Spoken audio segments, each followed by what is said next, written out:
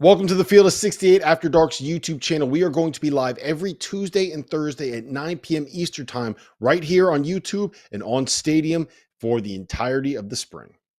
Off-season winners, right? I think we kind of know where this list starts, but I have a couple takes that I think are a little bit different than maybe the obvious ones. So we can start with the obvious ones. We could talk to Kansas and Baylor and Iowa State and some of these teams. But for you, who was the biggest winner of the offseason in the Big 12? TJ Otzelberger, no doubt in my mind. That's the biggest winner. Like, we talk about all these like portal winners, right? TJ Otzelberger was a portal winner because he didn't lose any of his key guys.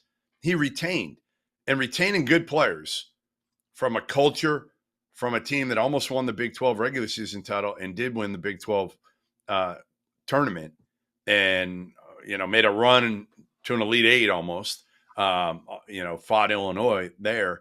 And where were we? Boston. We were Boston. Mm-hmm. Lipsy, Gilbert, Momsilovich back, adds Joshua Jefferson, who I know is coming back, off an injury, but St. Mary's player that I thought was critical to their success, and they took a hit back. Curtis Jones back. So your top four scorers all back as a part of a really good team last year, and adding some pretty good pieces through the portal that kind of fit and know their roles. Man, like TJ, to me, absolutely won the portal. More than Bill Self, more than Kelvin Sampson, more than any of the other guys. Scott Drew, he won the portal because not only did he retain everybody, Rob, you know what he didn't have to do? He didn't have to shell out a ton of money in the portal, and he didn't have to work nearly as hard as those other knuckleheads having to deal with, portal and going on Zooms and worrying about everything. Like, life was pretty good for TJ Otzelberger. Yeah, I also had Kelvin Sampson written down for a lot of those same reasons, right? The guys that he lost, Jamal Shed, was obviously his career had come to an end. He's going to end up being a pro at some point. But he gets back Emmanuel Sharp and LJ Cryer, who are two of the best scorers that you're going to find in the Big 12 next year. Juwan Roberts comes back for what feels like his 37th season of college basketball. Javier Francis, I think, will take a big step forward. And hopefully Terrence Arsenault will find a way to be able to get healthy, because I'm still buying into the idea of Terrence Arsenault being a really, really good player for the Houston program. And they also went out and they added Milos Uzan from Oklahoma, a guy that we all thought was going to end up being kind of a breakout guy for Oklahoma last year. So I like what Houston has put together. Obviously, Kansas and obviously Baylor. We've talked plenty about those two programs this year. I don't think we need to rehash any of that ground we've already covered. Are we not giving Shed enough credit here for what Houston did last season? We saw when he got hurt. I thought about that.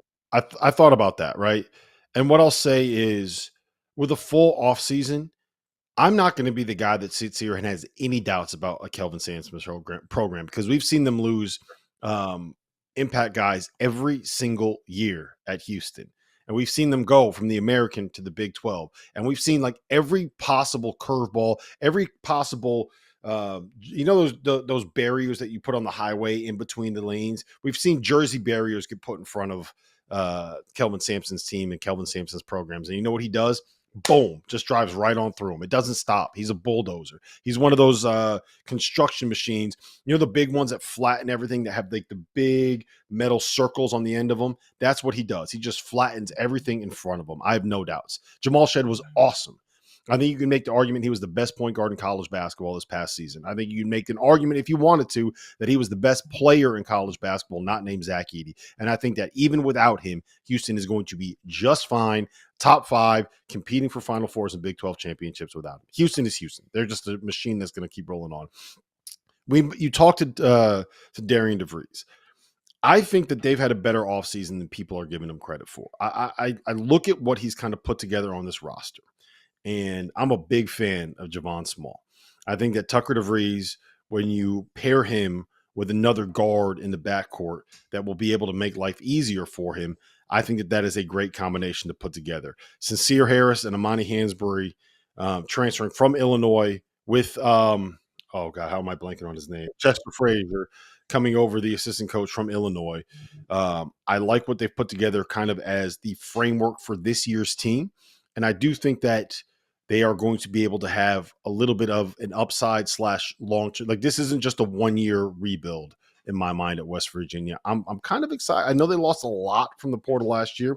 They probably lost a lot in terms of what they're going to have to pay from NIL with some of the players that did end up leaving that program. But I like the framework of what he's put together in his first season at West Virginia. Yeah, I mean, I think they're going to be decent. I'm not sure they're a tournament team, but if they are, they're going to need a third guy to step up because you know what you're going to get out of Tucker and Small. But that third guy is going to be imperative. And I'm not sure he has any idea after talking to him about who that's going to be yet. But, to me, there's a clear top tier in the Big 12 today.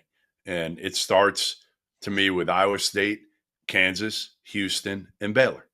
Those are your top four. You can throw them in kind of whatever order you want. I think Baylor's 4 for me right now. I think the other 3 you can kind of – and to me, I think Houston's 3, only because their point guard play right now is still a question mark.